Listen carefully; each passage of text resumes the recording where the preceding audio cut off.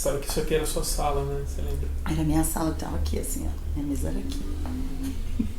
E eu acho que eu conheci você aqui.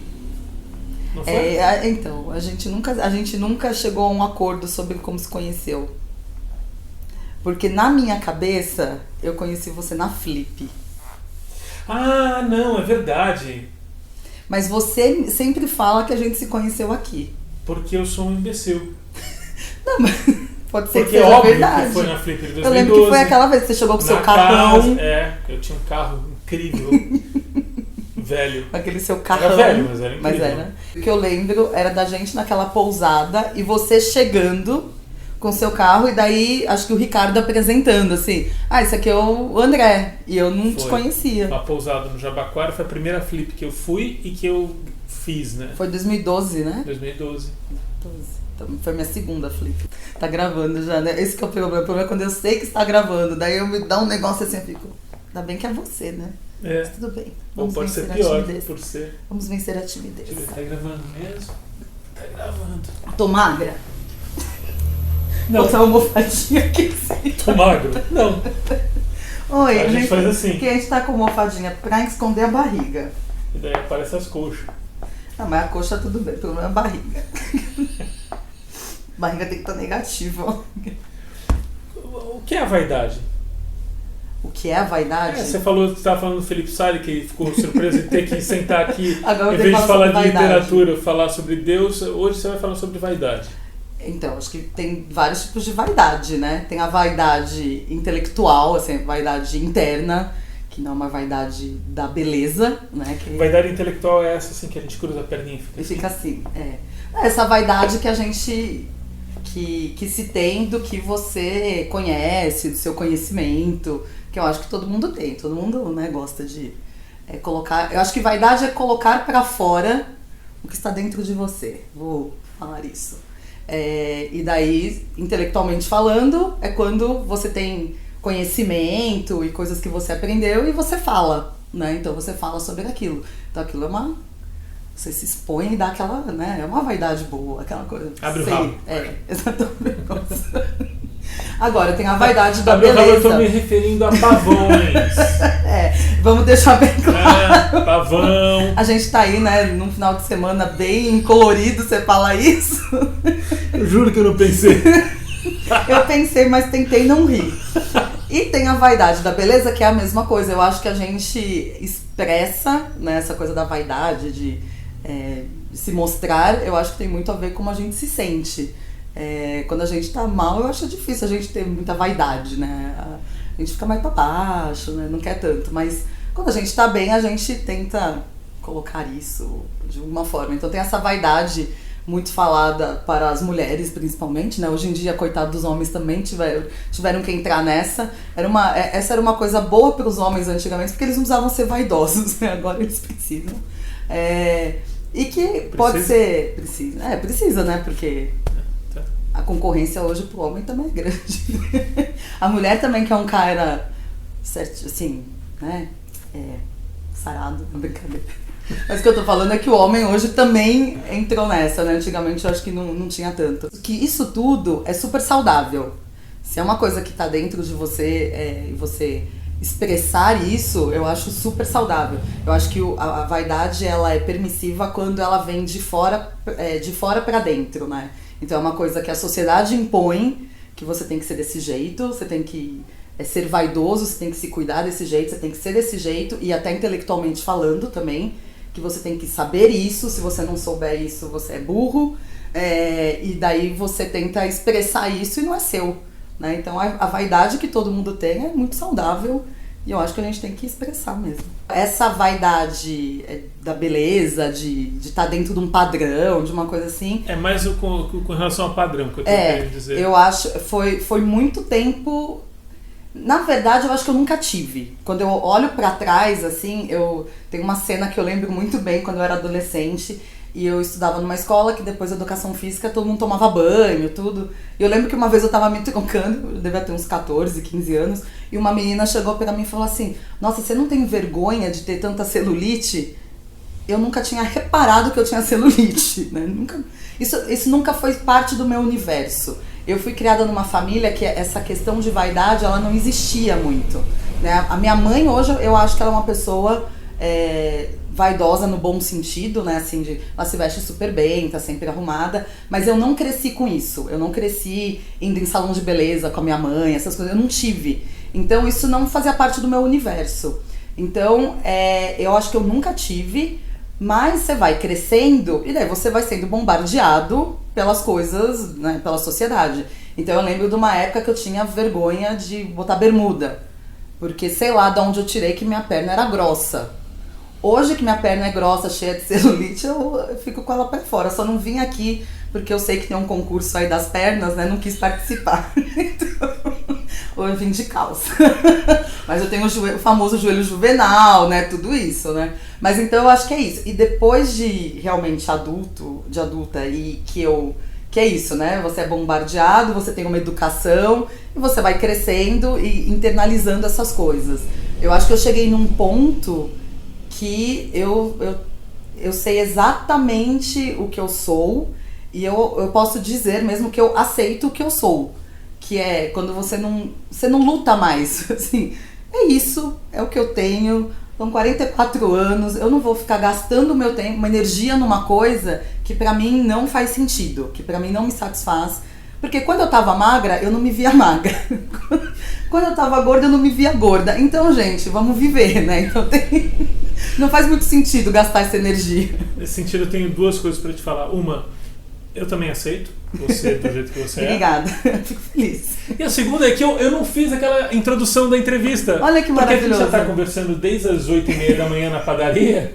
E que a gente se conhece um pouquinho bem, né? Há pouco tempo, assim, é claro. Quem tá assistindo tem que saber, nós somos muito amigos.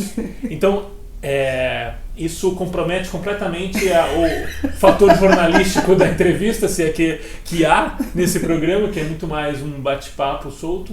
Enfim, não tem compromisso jornalístico nessa entrevista, Graças você está avisado devidamente. Eu acho que assim eu me livro desse negócio. E a outra coisa é... Publish News entrevista Cássia Carreño. Uhul! Sócia da Lab Pub, uma das pessoas que tem uma maior e variada experiência no mercado editorial das pessoas que eu conheço no mercado editorial. É verdade. Você tem vaidade sobre isso? Tenho. Isso eu tenho. Eu tenho muito orgulho de algumas coisas que eu fiz, né? Assim, que hoje eu consigo olhar e falar, nossa, eu comecei. E eu vejo as pessoas fazendo igual, e isso pra mim não é... Porque tem gente que não gosta, né? Quando alguém vai e imita, que não é imitar, porque eu acho que cada um é tão único que é impossível as pessoas imitarem as coisas, né? O máximo que você pode fazer é imitar um modelo, mas quando você coloca outras pessoas, você já tá mudando aquilo. Então eu tenho muito orgulho da Flip. Eu acho que a Flip foi vai ter muita gente falando, não foi. Mas eu vejo hoje que eu acho que com a casa... modelo de coworking, o modelo de coworking, a casa Publish News, que eu me lembre, foi a primeira casa que teve esse conceito de ter várias empresas juntas.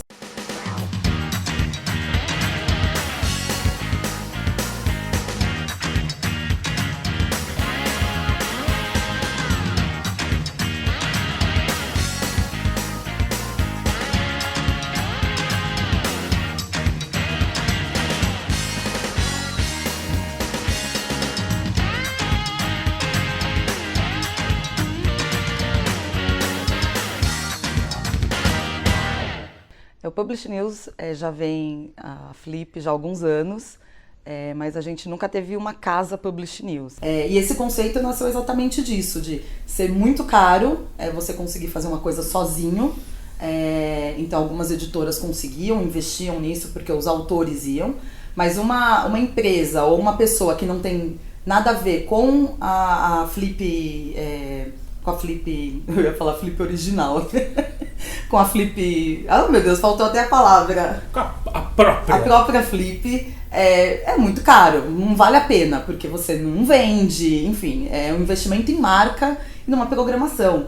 E eu lembro exatamente quando eu tive a ideia, isso é muito interessante, você fazia parte desse momento. Então, foi um ano antes da primeira casa, que foi quando a gente ficou naquela casa longe pra cacete, então... Eu aluguei uma casa, gente, um pouquinho longe, perto do aeroporto de Guarulhos. É mais perto de vir de Ubatuba. Não era tão longe, mas assim, pra gente era longe. E eu coloquei vários amigos, né? Então, vamos dividir. E a casa era muito barata, eu lembro isso, que era, sei lá. Foi meio barato. Não dava nem R$100 por pessoa o período todo da flip. Era uma casa gostosa e tal, mas era muito longe. E foi uma das primeiras flips que eu fui, que eu não tinha nada pra fazer. 2014. Foi 2014. Eu lembro, que teve essa casa. Isso. E eu não tinha nada pra fazer nessa flip. Eu acho que foi uma das poucas flips que eu não tive programação nenhuma. Acho que o Publish News não teve festa, não teve nada. Então, e eu fui até por conta. E daí eu lembro que eu estava um dia assim, sentada ali na sala da casa, e daí tava você, daí eu falei, pô, o André mexe, né, com literatura. Daí tinha duas pessoas do Rio, que eu não vou lembrar agora o nome da empresa, mas era um pessoal que mexia com, acho que era crowdfunding para o mercado editorial, que era o Bernardo e não vou lembrar o nome da outra pessoa. Olha que 2 gatinhos e eu esqueci o nome. Tristeza. A velhice faz isso com a gente. Aí tava a Mariana Rollier, tava o Léo, tinha uma menina que trabalhava com o mercado editorial. Enfim, acho que a gente tava numas 8 ou 9 pessoas e todas trabalhavam no mercado editorial. E eu lembro que eu pensei assim, gente, se a gente tivesse alugado uma casa no centro histórico e aberto as portas, a gente teria programação. Quer dizer, cada um de nós poderíamos fazer uma coisinha ou ter um cantinho para mostrar para o público. E foi ali que eu tive a primeira ideia de fazer uma casa, do Publish News ter uma casa na Flip. Porque até então eu achava uma coisa muito inviável. E óbvio que eu acho que nenhuma ideia ela se constrói totalmente sozinha, né? Então é óbvio que teve esse momento que é muito marcante, mas aí é conversar com é conversar com o Léo, que também já estava no Publish News, e o que você acha da ideia? Pô, acho que dá, conversar com o Carlo, e daí então a gente formatar esse modelo, que foi o primeiro mesmo, né, que chamava Casa Coworking, que era então, que não era nem ter programação. Como a gente tem essa fama de festeiros e boas festas, a gente decidiu que em vez da gente ter uma programação, a gente ia ter então happy hours todos os dias. Você vê como que um projeto muda completamente, né? Mas naquela época eu também não via qual o sentido da gente ter uma programação, já que a gente falava com o mercado, né? Então a ideia era juntar empresas que conversariam com o mercado, né? Não com o leitor final, mas com o mercado em si, e que não conseguiriam ter uma casa sozinhos, né? E a primeira casa, que daí foi em 2015, não era uma casa, era uma sala. E a história também é fantástica, porque foi assim, eu montei então esse modelo no ano seguinte e apresentei para algumas pessoas e ninguém me respondeu. Então assim, ninguém me respondia, daí fui ficando frustrada, falei, ai cara, quer saber? Não vai dar. E eu lembro que eu perdi o prazo da casa que eu tava querendo alugar, que era uma casa relativamente barata, e que daria pro nosso budget, né? E no dia que eu dispensei a casa, à noite todo mundo respondeu sim. Eu chorei, de verdade, eu fiquei tão frustrada que eu falava assim, eu não acredito nisso. Eu não acredito que a gente não vai ter a casa por conta de não ter a casa, né? A casa mesmo, né? E eu fiquei muito mal, eu lembro que era uma sexta-feira. E eu falei, gente, não acredito e tal. E eu lembro até que acho que foi o André Palme, a gente conversando, porque na época o André Palme tava no Fiel Carteiro, né? E eu lembro que ele foi um dos que respondeu também sim. Eu falei, cara, acho que agora não dá mais, porque não tem uma casa. E ele, pô, não, mas calma, quem sabe não dá certo e tal. E daí, assim, essas coisas que acontecem, que daí não tem nada a ver comigo, eu mandei um e-mail pro cara da imobiliária e falei, não tem mais nada mesmo? E daí ele respondeu assim, mas o que você tá querendo? Eu falei, olha, eu não preciso de uma coisa grande, porque na verdade não vai ter programação, é só um canto e tal. Ele falou, olha só, tem a minha imobiliária. Ela falou, ele fica na Rua do Comércio, que é a rua principal, muito perto da praça, mas é uma salinha. O que a gente pode fazer é tirar os móveis de lá e vocês ficam com essa sala. E eu acho que ela era desse tamanho, era uma sala desse tamanho. Não, um pouquinho maior, tá? Era maior, eu acho que era quase desse tamanho, mas enfim, mas era bem pequenininha, né? E a gente, então, a primeira casa na Flip, na verdade, foi uma sala, né? Não era uma casa. Você tá falando e eu tô colocando imagem, porque a gente tem o vídeo que eu fiz naquela ocasião. Então, e daí não tinha programação, então a ideia era que as empresas ficassem ali, e daí foi quando se criou, então, o Happy Hour, né? Que até hoje tem, que tinha Happy Hour todos os dias. Então, ali que começou, então... A gente já tinha essa fama de ter festas, né? O Publish News fez algumas festas nos anos que não tinha casa, e daí nessa a gente trocou a festa por happy hour todos os dias. A gente falou, então a gente não faz festa e faz happy hour. Então aí foi o primeiro que teve, e daí desde então tem todos os anos, né? Eu fiz então depois de 2016... Que daí e daí a gente foi pra frente, né? Que daí era a casa da mãe do proprietário da imobiliária, né? Então a gente saiu da imobiliária e foi pra frente. E depois, os outros anos, então, quando eu já não tava no Publish News, o Publish News continuou. Então essa é uma coisa que eu tenho muito orgulho de ter feito parte tanto do Publish News, mas eu vejo sim que eu tive uma influência na forma da Flip paralela. Assim, eu acho que eu consegui trazer essa programação mais de entretenimento, juntar com a literatura mesmo, levar essas editoras menores que não teriam a menor condição de estar numa Flip. Então, pra mim, o ano passado, que foi um ano épico, né, pra programação paralela, eu olhava aquilo, assim... Eu não preciso nem que as pessoas... Não é ter o louro, não é a pessoa ficar falando, nossa, não é construir um busto pra mim, mas é eu saber que eu tive uma contribuição para aquilo. Aquilo para mim é suficiente. Mas caso tenha essa ideia do busto, onde poderia estar lá em Paraty? Numa praia. E tinha que estar na praia. Porque o meu lugar no mundo é no mar, né, gente? Então tinha que estar ali na praia. Pode ser a Praia do Jabaquara, porque acho que a Praia do Jabaquara tem questões sentimentais muito fortes, porque foi ali que tudo começou, né? O Ovidio Poli Júnior vai cuidar disso, ele vai fazer um busto lá pra põe você. Lá pra mim. Você cuidava do setor comercial aqui do Publish News, de marketing, aí você pensou nessa programação que virou o embrião do que com você mesma virou a casa Publish News. Aí você, na sequência, criou a Santa Rita da Cássia. Sim. Que é uma casa que tem lá e vai ter esse ano de novo. Essa semana que essa entrevista está indo no ar. Pré-flip. Aliás, você já está em Paraty, você está aqui dando entrevista na quarta-feira e você já está em Paraty desde segunda ou domingo. Que maravilha. Né? Já estou cansada, então. Mas tem mais, porque você estudou no SESI. Senai. A produção gráfica, é isso? Sim. Né? Você trabalhou com isso. Você tem outras vivências no mercado editorial, né? Eu tenho, e é muito engraçado. Toda vez que alguém me pergunta, faz muito tempo que você está no mercado editorial, Desde os 17 anos. Não, então, mas a impressão que eu tenho é que não. Porque na minha cabeça, eu só entrei no mercado editorial quando eu entrei no Publish News. Que foi 2011, que eu realmente comecei a trabalhar internamente no Publish News. Até então, eu sempre me vi muito mais voltada na área de comunicação e marketing. E eu não enxergava essa parte editorial. Mas, conforme vai passando o tempo e as pessoas fazem essa pergunta, você começa sempre a pensar. E a grande verdade é que o mercado editorial sempre esteve no meu universo, mesmo que eu não entendesse dessa forma. Então eu fiz o Senai, que era Senai Artes Gráficas, e fiquei nesse universo muito tempo, né, de diagramadora, trabalhando um pouco mais com marketing.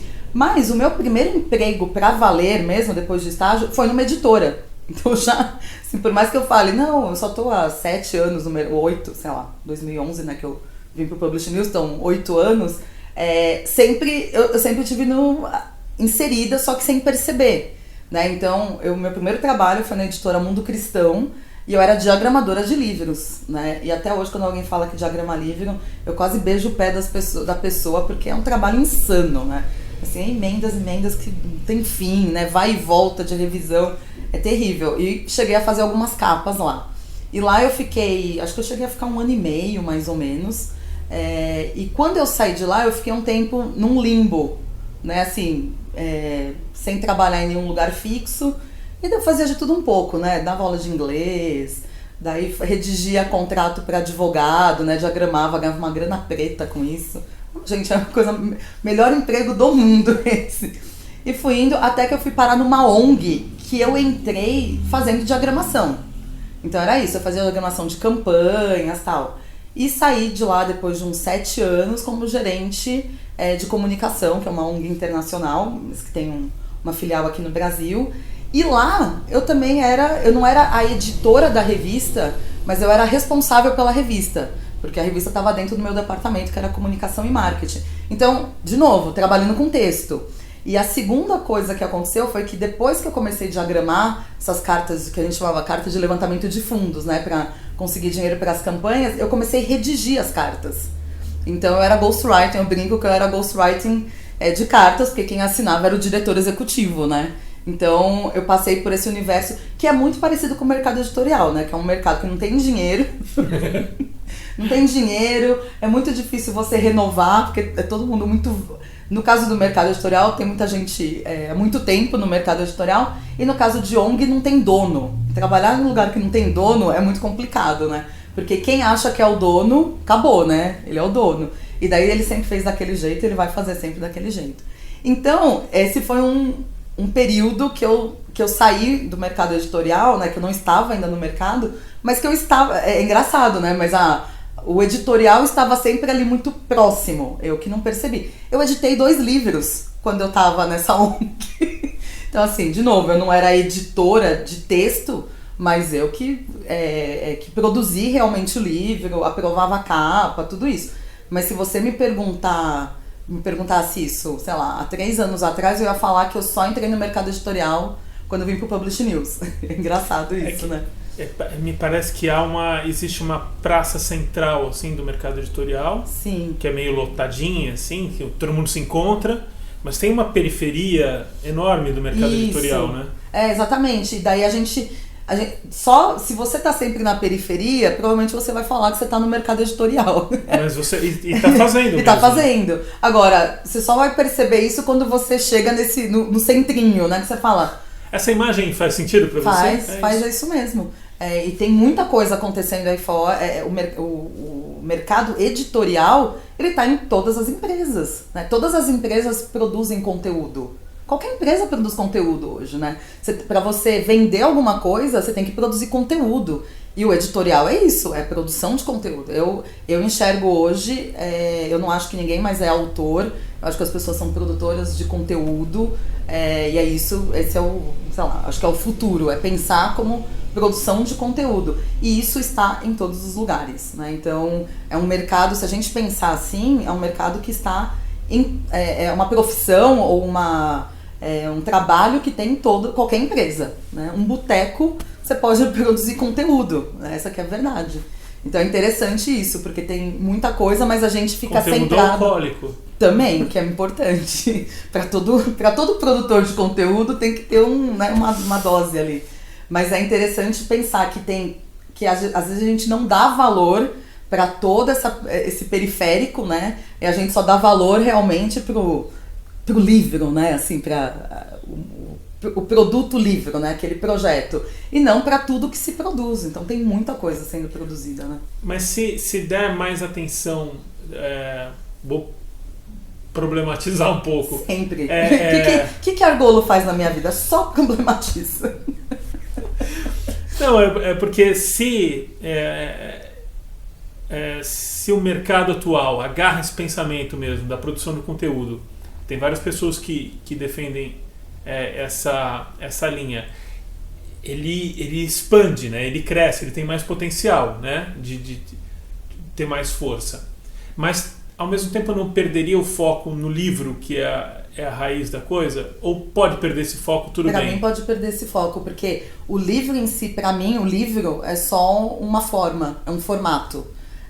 Eu realmente acredito em conteúdo. Eu não consigo mais acreditar... Não é que eu não acredito, né? Óbvio que o livro está aí, vai existir eternamente e tal, mas eu acho que pode perder esse foco. Porque o foco tem que ser no que está dentro dele, na forma de apresentar, que também pode ser livro ou não. E pode ser livro ou não, e que vai mudar, porque isso tem muito a ver com o público.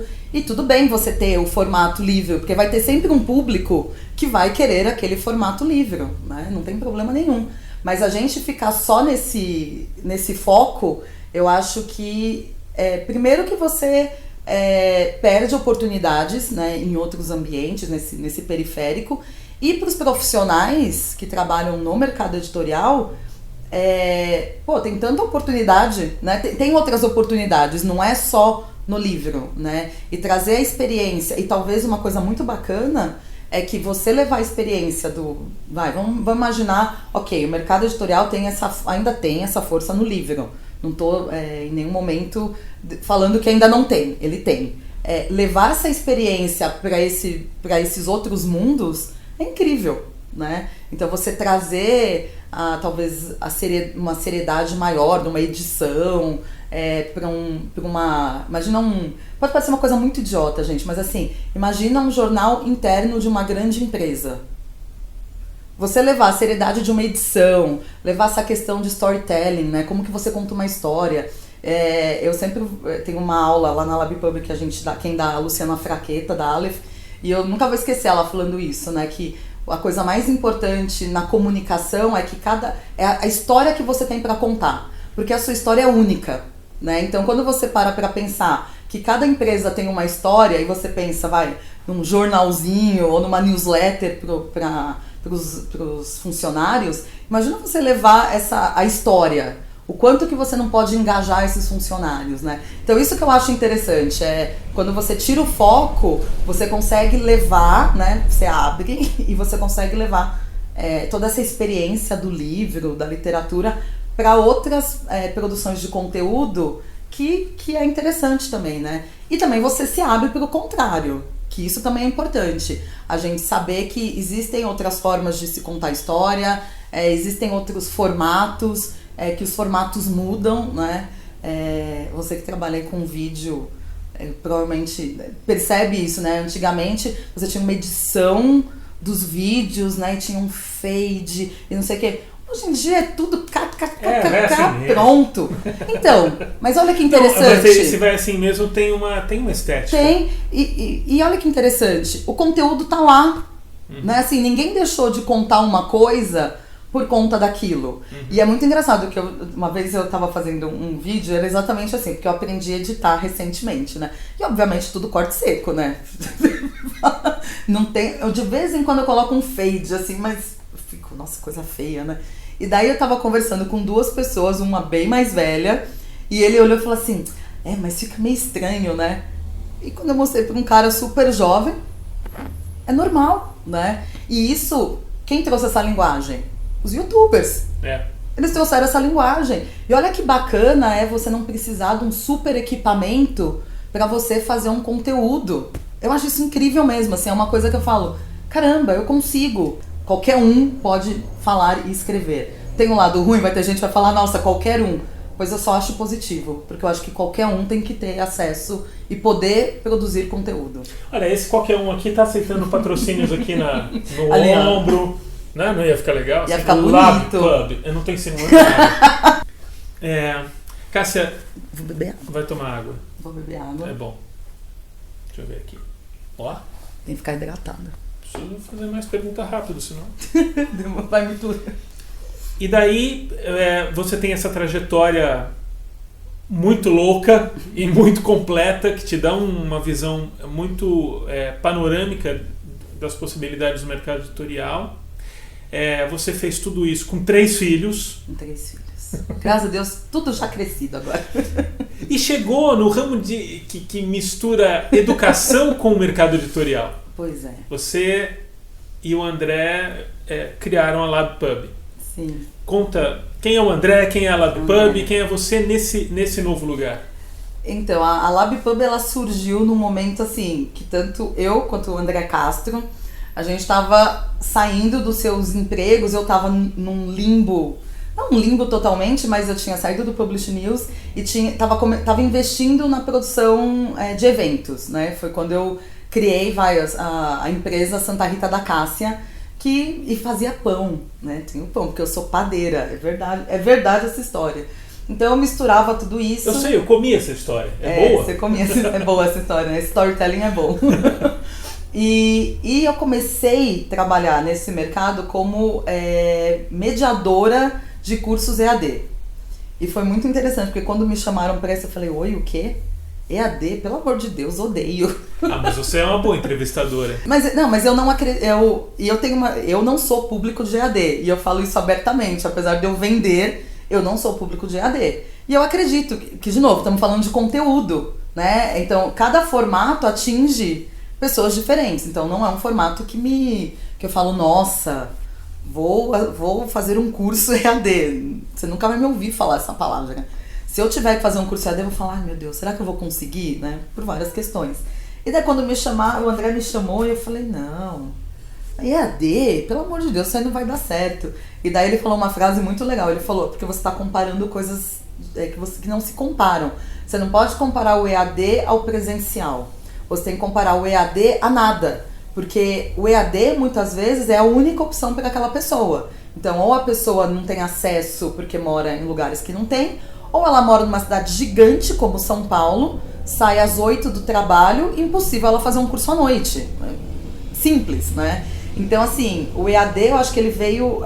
eu acho que esse é o grande ponto. Não é você comparar o presencial, é você comparar uma opção para quem não pode fazer uma outra coisa.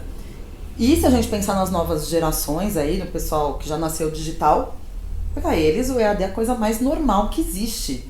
Eles nem entendem por que existe presencial, né? Por que eu vou sair da minha casa se eu posso acessar o mesmo conteúdo daqui, né? Enfim, daí fui para isso e a LabPub surgiu quando ele estava saindo de uma empresa e eu estava também sem saber direito. E daí a gente resolveu montar e a gente montou assim muito, muito devagar. Em 3 meses a gente estava com o primeiro curso funcionando, né? Foi uma coisa muito rápida, foi muito assim, vamos fazer, vamos alugar uma sala, que precisa de equipamento, e em 3 meses a gente realmente estava operando mesmo. E isso foi final de 2017, então, não, final de 2017, acho que é isso mesmo, 2018, estamos em 2019, né? Então é isso mesmo. Então faz 1 ano e meio que tem a LabPub e a gente, assim, o André Castro, para quem não conhece, o André Castro trabalhou muitos anos na Ediouro, no departamento, vamos dizer assim, financeiro, né? Então, ele é o cara que muito editor odeia, porque ele falava, não vai vender, não vamos fazer. Ele é esse cara, entendeu? Ele tava lá na Ediouro, o cara vinha com um livro e falava, não, porque esse livro é incrível. Daí ele botava na planilha dele, ele tem uma planilha fantástica, né? Você bota uns números mágicos lá e sai. Quanto que tem que custar, quanto que tem que vender, e daí ele fala, então, meu amigo, você acha que isso aqui vai vender 10 mil? Não vai, né? Então, não. Então, o André é esse cara bem, assim, pragmático, e é isso, e por isso que a gente dá muito certo. Eu acho que a gente, e eu acho que sociedade e qualquer parceria tem que ser assim, né? Você tem que pegar pontos fortes que se complementam, né? Então, eu sou uma péssima administradora, mas péssima mesmo, né? Tanto é que eu tenho uns combinados com ele que é assim, eu não uso cartão de crédito da empresa. Eu falo, é só débito, porque daí eu sei exatamente o que eu gastei e no que é. Não me peça para levar notinha. Sou dessas. E ao mesmo tempo eu sou da produção. Então eu produzo, eu gosto de ver a coisa acontecendo. Então nisso a gente se completa. E depois de 1 ano e meio a gente já tá aí com 22 cursos que a gente já fez. Estamos com um MBA e uma pós-graduação que acaba de ser lançada, pós-graduação de produção editorial, e que bombou absurdamente, já estamos com turma fechada, e trabalhando num novo sistema que chama Blocks, que é um sistema gamificado, então é incrível mesmo, assim. Imagina assim, um aluno que começa a fazer um curso livre, fez um curso lá, daí aparece para ele lá, ó, você fez esse curso aqui e tal, esse curso está dentro da área de interesse X e você ganhou, e você tem essa porcentagem, você fez isso. Se você fizer esse curso aqui, você já tem mais tantos % dentro de outra área de interesse e falta X para você ter um MBA. A gamificação é isso, né? Ela vai te mostrando todos os passos que você vai indo, o que você vai ganhando. É isso. E quase, né? Quando chegar no final, volte ao começo e ganhe 100 pontos. Mas esse foi um passo super importante pra gente, foi um investimento que a gente fez nessa plataforma, que o aluno vai conseguir, então, acompanhar realmente é quase como se ele acompanhasse mesmo uma caminhada, né, dentro da LabPub. Então, fiz esse curso, desenvolvi essa área, essa habilidade, todos os cursos são separados por áreas de interesse e habilidade que o aluno desenvolve fazendo aquele curso. Então, Então imagina quando isso vai para um currículo, né? Então você consegue no currículo não só colocar o curso, mas o que foi desenvolvido, né? Então isso assim, foi um passo grande que a gente deu e que a gente acredita que vai ajudar muito, principalmente os alunos de MBA. Vocês acham que isso ajuda a profissionalizar o mercado, ou a profissionalização do mercado não passa por isso, está ainda nas mãos dos donos das editoras? Eu acho que está saindo muito das mãos dos donos das editoras. Eu acho que realmente agora é um momento em que, primeiro, os donos das editoras estão mudando, né? O poder das editoras está saindo das mãos do pessoal mais velho, indo para outras gerações, né? Mesmo que seja dentro das mesmas famílias. Mas eu vejo muita gente nova assumindo postos mais estratégicos. Porque o que acontecia? Eu acho que antigamente a gente ficava muito com quem que era a pessoa mais importante na editora era o dono, né? A impressão que a gente tem é essa. Hoje em dia, um editor, uma pessoa, teoricamente, um editor de texto, alguém que, ok, tem uma experiência, mas não é, você fala, nossa, o cara não tem todo o dinheiro do mundo, tá? Ele monta uma editora e consegue fazer a diferença, né? Ele consegue atingir um pessoal. E eu acho que isso vem dessa profissionalização que as pessoas estão buscando, porque o dono da editora muitas vezes não tinha profissionalização nenhuma, né? Na maioria das vezes é o cara o quê? Que gosta de ler, e vão montar uma editora. Ou é um bom empresário. Ou um bom empresário, e que daí também os dois estão errados. Porque eu acho que você precisa de uma mistura, né? Você precisa... Eu acho que para abrir editora tem que gostar mesmo, gente. Eu não consigo enxergar alguém que abra uma editora assim e fala... Uau, vou ganhar muito dinheiro com isso. Eu acho que é muito possível ganhar dinheiro com o mercado editorial, de verdade mesmo, não é demagogia. É difícil? Como qualquer mercado cultural no Brasil. Mas se eu não acreditasse nisso, eu não teria uma escola profissionalizando as pessoas, porque eu não quero que ninguém... Eu não quero vender uma coisa que a pessoa vai ficar passando fome, né? Mas é uma escolha que você faz. Não é um mercado que vai pagar como um mercado farmacêutico, obviamente. Mas eu vejo, assim, essa profissionalização, ela vem em todas as esferas. Eu vejo que quem hoje em dia comanda uma editora precisa entender do mercado editorial. Não é mais um cara que simplesmente gosta de ler. Ele tem que ser alguém que entende do mercado, que saiba a estratégia e que conheça tudo isso. E o pessoal que vem abaixo também. Cada vez mais as editoras e empresas voltadas para o mercado editorial procuram pessoas que tenham alguma especialização, algum estudo. E até na parte de autores, né, mesmo de escrita, a gente vê isso, né? Hoje em dia, você vê... Óbvio que tem o escritor nato, né, o escritor... Enfim, a pessoa tem o talento de escrever. Mas se ele só sabe escrever, é muito difícil estar no mercado editorial. Porque a gente sabe que não basta só escrever. E a mesma coisa, não basta só gostar de livro para ser um editor. Não basta só ser bom em revisão para ser um editor de texto, né? Você tem que realmente... Eu acho que esse conhecimento do mercado é fundamental hoje em dia. E uma das coisas da LabPub que a gente... Toda vez que a gente vai pensar num curso novo... Todos os nossos cursos, eles têm que ser imediatamente aplicados na carreira da pessoa. A gente não acredita em coisas que são assim, vamos dar uma ideia do que é, e daí a pessoa... Não fica nunca na teoria. Pode ter teoria, mas tem que ter prática. Então a ideia terminou uma aula, eu consigo aplicar aquilo que eu aprendi na minha carreira. Dá certo todas as vezes? Não, obviamente, porque, enfim, depende de mil fatores, né? Inclusive do nosso próprio erro. Tem coisa que a gente acha que vai dar certo e não dá. Mas é sempre esse o objetivo, porque eu acho que isso é uma coisa muito importante no mercado que a gente tá. Nossa, que papo sério. Vamos continuar falando do quê? De festa! Acabou o tempo. Não, é quase isso. Falo muito, André. O que você quer para os seus 3 filhos? Que eu quero? Você manda neles? Não. Eles mandam em mim. Não, brincadeira. Mas então vamos ficar no plano do desejo, assim. Não, o que eu... Então, eu não acredito... Que mundo você espera para eles? Você quer... E aproveitando a pergunta, o que é que você está fazendo para contribuir para que esse mundo exista? Então, o que eu quero é muito engraçado. Por exemplo, eu não penso em eles serem felizes. Toda vez que eu vejo alguém falando, eu quero que o meu filho seja feliz, eu falo, não. Porque assim, felicidade é uma coisa tão relativa e tão de cada um, né? Eu quero que eles tenham a melhor experiência que a vida pode dar. E experiência na vida significa ter tristeza, ter amarguras, porque é isso que... A vida é isso, né? Uma vida totalmente feliz não existe.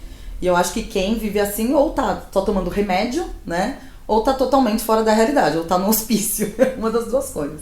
Então, eu realmente espero que eles tirem o maior proveito da vida.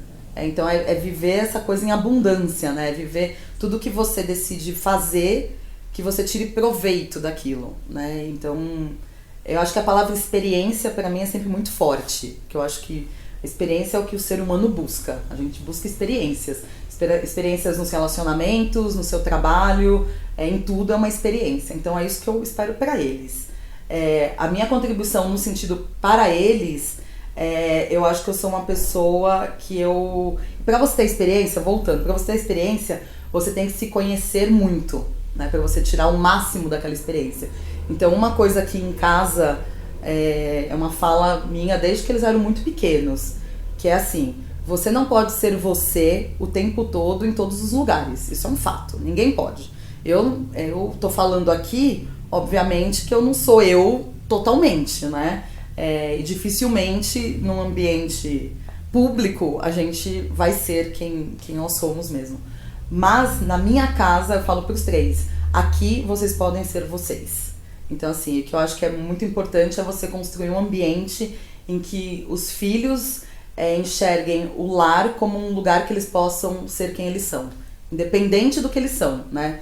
E a outra, eu sempre complemento para eles: não é que vocês podem fazer o que vocês quiserem, mas vocês podem ser o que vocês são, né? Então, eu acho que isso é uma coisa que é muito forte para mim E é até engraçado, porque a minha visão de maternidade e paternidade é de a menor interferência possível. Eu sempre vejo a minha função como mãe, é mais ou menos indo... É meio que... Não é apoiando, mas tá por perto que, se cair, a gente pode tentar segurar. Ou ainda dar uma levantadinha. Mas o caminho é dele. Em casa a gente tem muita liberdade, assim, pra ser. E a maternidade me ensinou uma coisa muito legal, e que eu levo isso pro mercado, pra vida, que é: o que foi bom pra mim, ou o que é bom pra mim, não necessariamente é bom pro meu filho.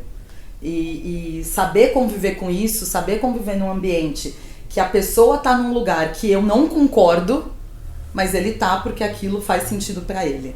Então isso é uma coisa que eu acho legal, e eu acho que dá pra você colocar em todas as áreas isso, né? Então, eu posso não concordar com mudanças no mercado, mas ela tá aí, ela existe, e é bom pra alguém, pode não ser bom pra mim. Então, sou muito contra essas verdades muito absolutas e verdades muito de geração, né? Essa coisa, a minha geração era melhor, porque na minha época a gente aprendia a escrever, caligrafia, e daí toda vez que alguém fala isso, eu falo: tá, pra que eles vão aprender isso, gente? Nem escreve mais.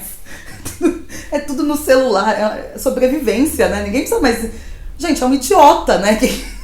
O cara precisa saber digitar rápido, é isso que ele precisa, né? Enfim, corta isso porque dá polêmica. Eu corto... A única coisa que eu corto aqui são as minhas intervenções idiotas, que daí eu economizo pro... E pra humanidade, você falou humanidade, né? Ou você falou sociedade? É porque você viu que eu sou... Gostei, não, humanidade eu gostei. Porque eu sou uma pessoa bem, assim, simples e humilde. Sociedade eu entendo como humanos e inumanos juntos. Então, agora, humanidade é humanidade. Eu acho que a minha grande contribuição, vai parecer uma coisa que não tem muito a ver comigo, mas foi a criação dos meus filhos. Eu acho que isso pra mim é a coisa... Eu realmente olho pra eles hoje e eu acho que a nossa relação construiu 3 caras incríveis e que são muito diferentes do que a gente vê por aí, assim. E óbvio que eu acho que essa construção foi porque eu dei espaço para eles crescerem do jeito deles, mas obviamente que tem a interferência, né? A gente convive todos os dias. Então, eu acho que esses 3 caras vão fazer uma diferença incrível na sociedade.